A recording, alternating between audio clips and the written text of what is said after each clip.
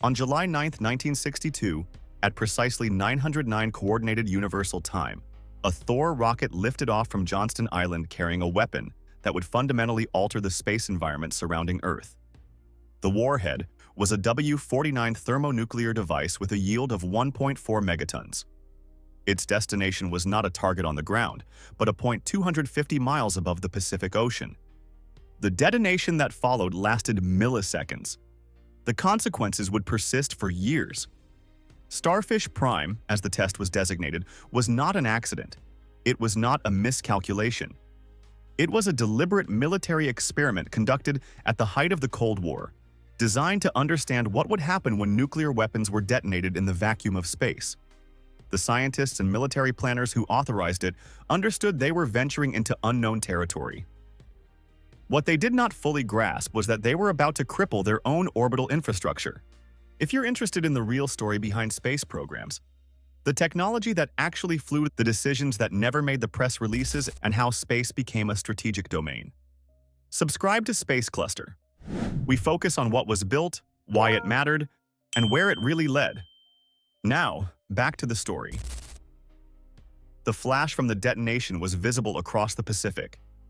In Hawaii, 900 miles away, streetlights failed. Burglar alarms triggered spontaneously.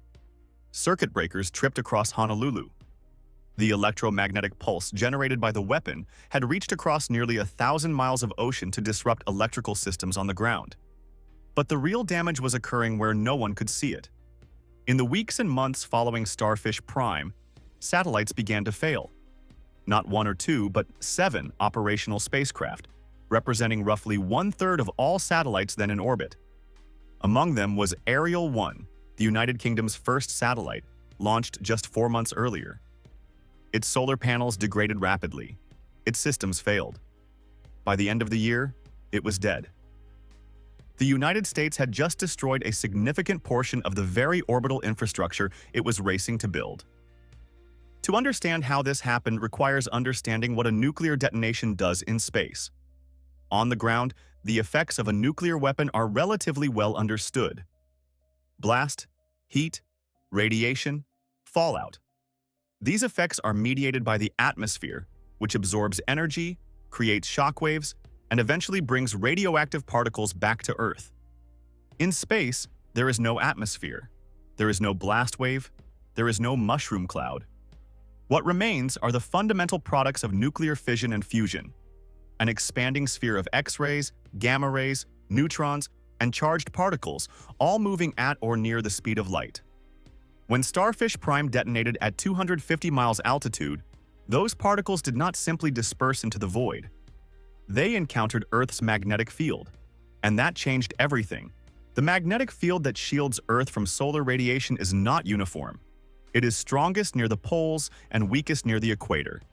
It extends tens of thousands of miles into space, creating a complex topology of field lines that trap and channel charged particles. This is what creates the Van Allen radiation belts, discovered just 4 years earlier by James Van Allen using data from Explorer 1. The electrons and other charged particles produced by Starfish Prime were captured by these magnetic field lines. They began to spiral along them, bouncing between the northern and southern magnetic poles, trapped in a new artificial radiation belt that would persist for years. The intensity of this artificial belt was extraordinary. Measurements taken in the months following the test showed radiation levels hundreds of times higher than the natural background. Satellites passing through this region were subjected to a continuous bombardment of high-energy electrons that no spacecraft of that era was designed to withstand. The damage mechanism was insidious. Solar panels, which convert sunlight to electricity using semiconductor materials, are particularly vulnerable to radiation. High-energy electrons passing through silicon create defects in the crystal lattice, reducing efficiency. Enough damage, and the panels stop functioning entirely. This is what happened to Ariel 1. Its solar panels degraded until they could no longer provide sufficient power to operate the spacecraft. But solar panel degradation was only one failure mode. The radiation also affected transistors and other electronic components, causing gradual performance degradation or catastrophic failure. Some satellites experienced immediate problems. Others died slowly over months, as cumulative radiation damage exceeded design tolerances. The casualties included Telstar 1, the first commercial communications satellite, launched just one day after Starfish Prime. It survived for several months but suffered progressive damage to its transistors and eventually failed in February 1963. Engineers at Bell Labs, who had designed and built Telstar, conducted extensive analysis and concluded that radiation from Starfish Prime had significantly shortened its operational life. The military satellites were not spared. Transit 4B, a Navy navigation satellite launched in 1961, failed in late 1962. Triac, an Air Force geodetic satellite, experienced power system problems. Engine 1, a scientific satellite from the University of Iowa, was damaged but managed to continue limited operations. The irony was profound. The United States had conducted Starfish Prime as part of Operation Fishbowl, a series of high-altitude nuclear tests intended to understand the effects of nuclear weapons in space. The strategic rationale was defensive. If the Soviet Union detonated nuclear weapons in orbit, American military planners needed to know what would happen to their reconnaissance satellites, communications networks, and early warning systems. What they discovered was that their own weapons were more dangerous to their own satellites than any plausible Soviet attack. The classified damage assessments that followed painted a grim picture. Internal documents from the Department of Defense and the Atomic Energy Commission, declassified decades later, reveal that the extent of the damage was understood almost immediately. Engineers and scientists tracking satellite performance could see the correlation between radiation levels and system failures. But this information was not made public. The British government, whose first satellite had been destroyed, was not officially informed that Starfish Prime was responsible. The failure of Ariel 1 was attributed to various technical problems. It was not until years later that declassified American documents confirmed what British scientists had suspected. Their satellite had been killed by radiation from an American nuclear test. The decision to proceed with Starfish Prime was not made lightly. It was the culmination of a series of high-altitude nuclear tests that had begun in 1958 with Operation Argus, which detonated 3 small nuclear weapons at altitudes between 100 and 300 miles. Those tests had demonstrated that artificial radiation belts could be created, but the weapons were small, yielding only 1 to 2 kilotons, and the effects were short-lived. Starfish Prime was different. At 1.4 megatons, it was roughly 1,000 times more powerful than the Argus devices. The weapon was large enough that its effects would be measurable, persistent, and strategically significant. That was precisely the point. Military planners wanted to know if high-altitude nuclear detonations could be used to create radiation barriers that would destroy enemy satellites or disrupt intercontinental ballistic missiles during their flight through space. The test was originally scheduled for June 20, 1962, but that attempt failed when the Thor rocket malfunctioned and had to be destroyed by range safety 59 seconds after launch. The warhead, still armed, fell into the ocean north of Johnston Island. A second attempt on July 9th succeeded. The detonation created a spectacle unlike anything seen before. The fireball, expanding in the vacuum of space, reached a diameter of several miles within seconds. Without atmospheric absorption, the X-rays and gamma rays from the weapon traveled unimpeded, creating an artificial aurora visible across the Pacific. Observers in Hawaii reported seeing red, white, and green lights in the sky, a phenomenon caused by the weapon's radiation exciting atoms in the upper atmosphere. The electromagnetic pulse was equally dramatic. The burst of gamma rays from the weapon struck the upper atmosphere, knocking electrons free from air molecules. These electrons, accelerated by the weapon's electromagnetic fields, created a powerful current that generated a massive electromagnetic pulse. This pulse propagated along Earth's magnetic field lines, reaching the surface over a vast area. In Hawaii, the effects were immediate and widespread. Streetlights connected to series circuits failed when the surge damaged their controllers. A microwave relay station on Maui went offline. A telephone company switching station experienced multiple failures. The pulse had delivered a brief but intense surge of electrical energy that overwhelmed protective systems designed for lightning strikes and power surges. But these ground-level effects were transient and repairable. The damage in orbit was permanent. The artificial radiation belt created by Starfish Prime occupied a region of space between roughly 200 and 2,000 miles altitude, overlapping with the lower Van Allen belt and extending into regions where satellites routinely operated. The trapped electrons had energies ranging from hundreds of thousands to several million electron volts, high enough to penetrate spacecraft shielding and damage internal components. Measurements from surviving satellites equipped with radiation detectors showed that the intensity of the artificial belt initially exceeded the natural Van Allen belts by a factor of 100 or more in some regions. The decay rate was slower than expected. Models predicted the artificial belt would dissipate within months, but measurements showed it persisting for years. Detectable levels of radiation from Starfish Prime remained in orbit until the early 1970s, nearly a decade after the test. This persistence had profound implications for satellite design. Engineers could no longer assume that the radiation environment in low Earth orbit was benign or predictable. Spacecraft would need heavier shielding, radiation-hardened electronics, and larger safety margins in their power systems to account for solar panel degradation. All of this added mass, complexity, and cost. The Soviet Union conducted its own high-altitude nuclear tests during the same period.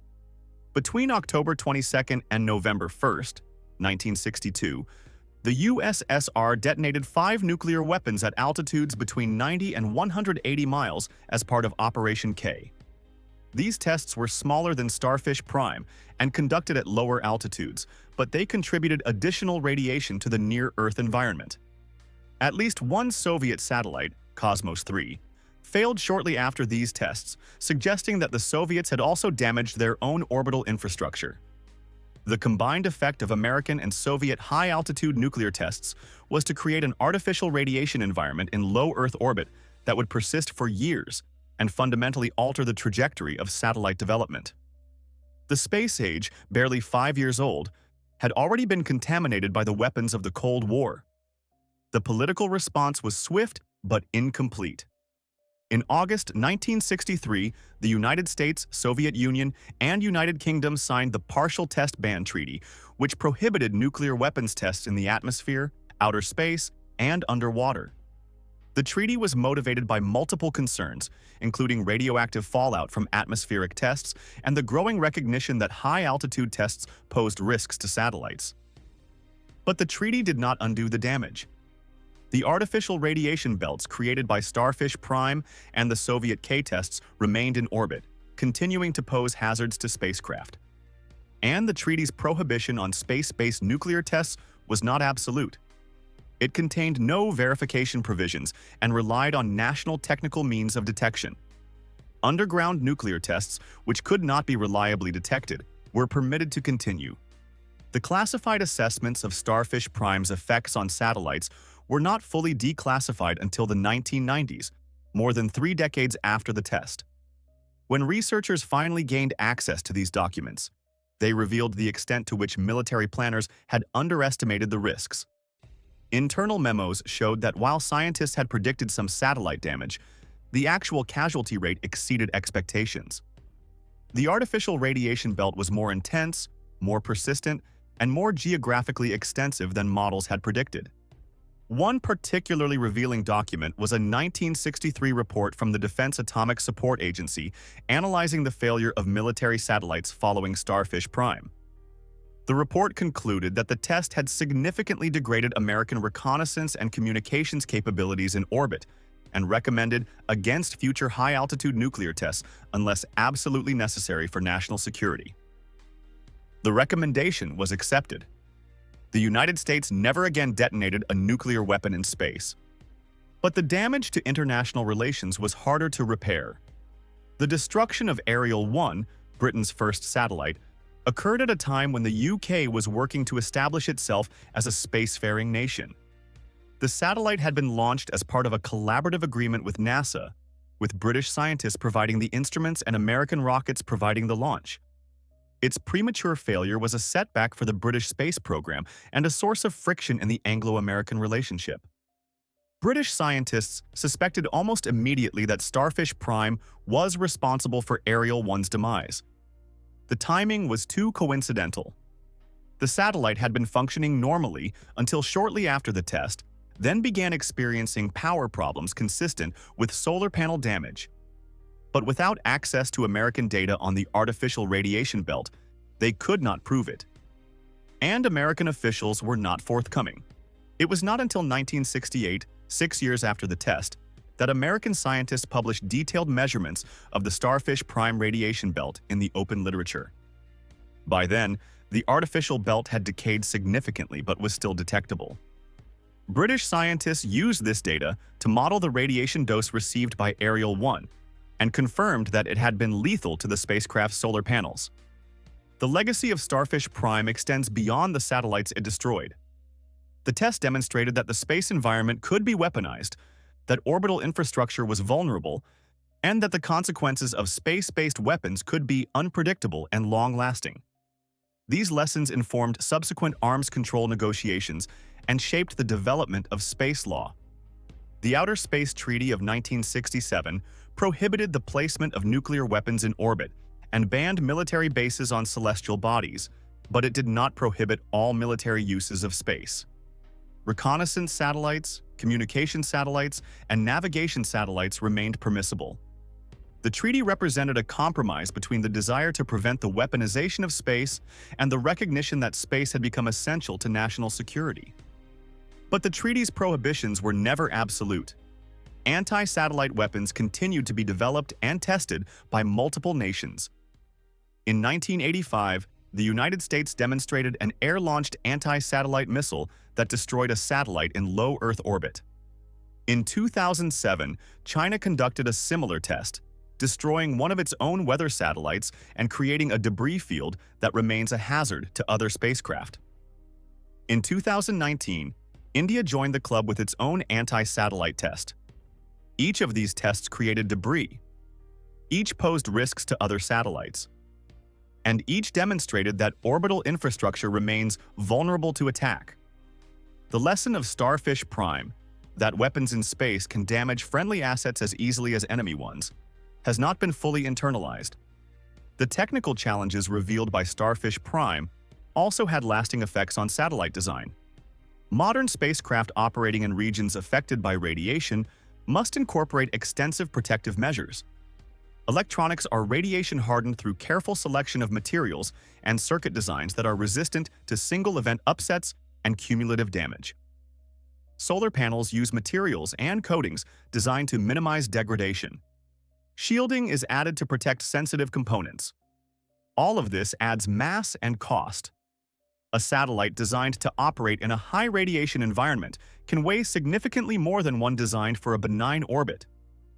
For missions to geostationary orbit, which pass through the Van Allen belts during ascent, or for missions to high-inclination orbits that spend extended time in the radiation belts, these design considerations are unavoidable. The artificial radiation belt created by Starfish Prime also provided an unintended scientific benefit. It served as a natural laboratory for studying radiation belt dynamics, particle transport, and the interaction between charged particles and Earth's magnetic field. Data from satellites equipped with radiation detectors allowed scientists to track the decay of the artificial belt and refine their models of how particles are trapped and lost from the magnetosphere. These studies revealed that the decay of the artificial belt was driven by multiple processes. Some electrons were scattered into the atmosphere by interactions with atmospheric molecules at the lower boundary of the belt. Others were lost through wave-particle interactions, where electromagnetic waves in the magnetosphere transferred energy to the electrons and knocked them out of their trapped orbits.